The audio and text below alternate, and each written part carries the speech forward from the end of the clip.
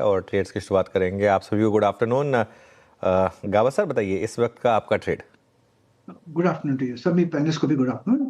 सुबह से मुझे आईटी क्षेत्र अच्छा लग रहा था, तो अब मुझे आईटी क्षेत्र से अच्छा लग रहा है वो साइंट 1178 के आसपास ट्रेड कर रहा है।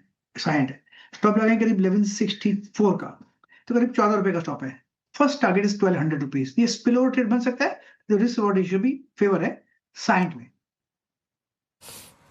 ओके, साइन मिड कैप आईटी में 1178 पे अगर आप देखें तो आपका बाय कॉल है। मानस, गुड आफ्टरनून, आपका trade. Good afternoon Virendra ji. तो देखिए, मैनकाइंड फार्मा पे खरीदारी करने की राय रहेगी। इनवर्स रेजिस्टेंस पैटर्न का ब्रेकआउट है और 50 मूविंग एवरेज के ऊपर मैनकाइंड निकला है। आई थिंक यहाँ पर अभी भी करंट लेवल्स पे भी खरीदारी की जा सकती है। 2400 रुपए के टारगेट के लिए आपको खरीदारी करनी है। 2274 2274 का स्टॉप लॉस, 2400 रुपए का टारगेट, ये कैश लेवल्स है। 2300 वाला कॉल ऑप्शन ले सकते हैं। 64 रुपीज पे ट्रेड हो रहा है। 44 का स्टॉप लॉस लगा लीजिए 2300 वाले कॉल ऑप्शन में और 100 रुपए के टारगेट सेट। ओके, अब राजेश सातपुते के पास चला जाए। राजेश जी, गुड आफ्टरनून, बताइए आपकी ट्रेड। गुड आफ्टरनून जी, गुड आफ्टरनून एवरीवन। अनुज जी, देखिए मेरी नजर ओरेकल फाइनेंस के चार्ट के ऊपर है। जिस तरह से ये पैटर्न बन रहा है, इट्स बुलिश एनगल्फिंग, और इसका अगर मैं सही ठहरा तो इसका टारगेट बनेगा पोजिशनली 8250 का। लेकिन हमें स्विंग ट्रेड लेना है, तो इसका पहला रेजिस्टेंस आता है करीबन 8050 पे से 8100। तो 8050 8100 के टारगेट के लिए ओएफएसएस बाय करें। स्टॉप लॉस होगा 7750 का। 100 पॉइंट का स्टॉप लॉस मेंटेन करना पड़ेगा ओएफएसएस में। ओरेकल फाइनेंशियल्स आपका बाय कॉल, अच्छी शॉर्ट कवरिंग, 1% ओवर शेड। विकास जी से चलते हैं, अगला प्रश्न उनकी स्टॉक्स को लेकर पूछते हैं। विकास जी, गुड आफ्टरनून, क्या पिक कर रहे हैं आप आज? Good afternoon Virendra ji. तो देखो, मेरा स्टॉक जो है जेएसडब्ल्यू स्टील है। यहाँ पे मुझे लगता है एक अच्छा मूव देखने मिल सकता है। कल थोड़ा सा प्रेशर में बिल्ड होते हुए देखने मिला था।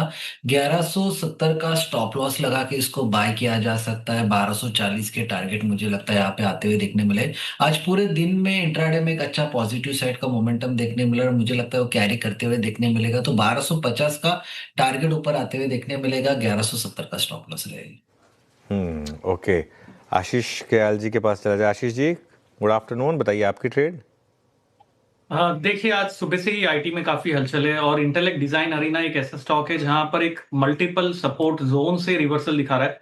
वॉल्यूम्स आज के दिन में अच्छे खासे पिकअप होते हुए नजर आ रहे हैं, तो गुंजाइश है इंटेलेक्ट डिजाइन अरीना में एक अच्छा रुझान देखा जाए। यहाँ से अच्छा रिवर्सल ट्रेड मिल सकता है, बाय किया जा सकता है। टारगेट है 1040 का और स्टॉप लॉस यहाँ पर लगाना होगा 955 का। ओके, डायरेक्ट डिजाइन अरीना आपका बाय कॉल है। चलते हैं, ये टेक्निकल कॉल्स का क्रम जो है वो पूरा हो गया और अब चलते हैं फंडामेंटल कॉल की तरफ। गौरांग जी मौजूद हैं हमारे साथ। गौरांग, नमस्कार, कार्यक्रम में स्वागत है। गौरांग, है तो बाजार थोड़ा सा अगर आप देखें स्केप्टिकल हायर लेवल्स पे, कभी आईटी में क्रैक, आज बैंक निफ्टी बैकफुट पे आ गया, but mid cap small cap फिर भी ठीक ठाक है।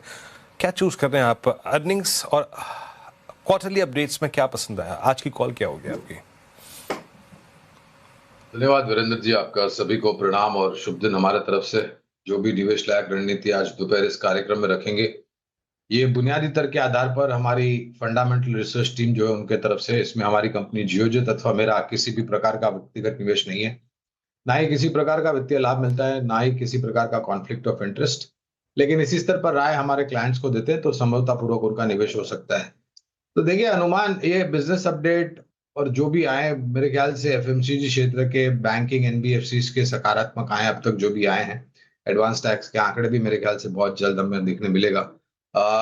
एक विकल्प जो हमने ढूंढा है वो है एसेट मैनेजमेंट कंपनीज में से दिग्गज कंपनी एचडीएफसी एएमसी। दूसरी तिमाही के नतीजे देखने के पश्चात, और अब क्योंकि तीसरी तिमाही के नतीजों का आगाज जो है वो मेरे ख्याल से अगले हफ्ते से हो जाएगा, अनुमान है कि जिस प्रकार से रुझान रहा है शेयर बाजार में और जिस प्रकार से लोगों की रुचि बढ़ी है, एचडीएफसी एएमसी एक विकल्प है लंबी अवधि के लिए।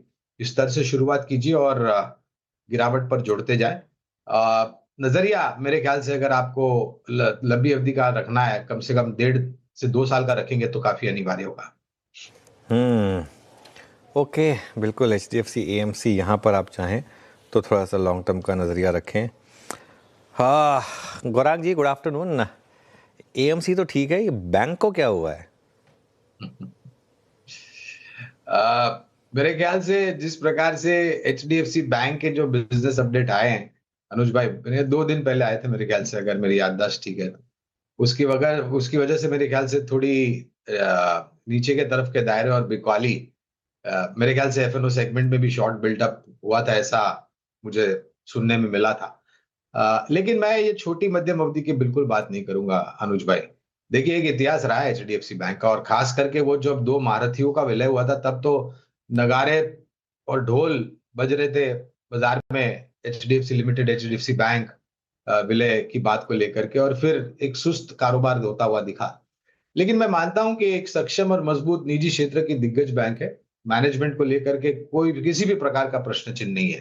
खाली एक ही है, ये छोटी मध्यम अवधि में शायद थोड़ी बहुत परिस्थिति नकारात्मक हो सकती है।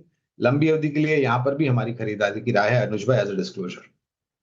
ओके, लंबी अवधि के लिए यहाँ पर भी खरीदारी की राय है। लेकिन चार्ट पे कैसा प्लेस्ड है ये स्टॉक? गाबा सर, एचडीएफसी बैंक 7% गिर चुका है पिछले कुछ दिनों में। यस, दुख तो हो रहा है, लेकिन टेक्निकली जो ब्रीच नहीं होना था लेवल, वो ब्रीच चुका, वो 980 हजार में पता नहीं क्यों रेजिस्टेंस आ गया, लेकिन अब इसमें वीकनेस है।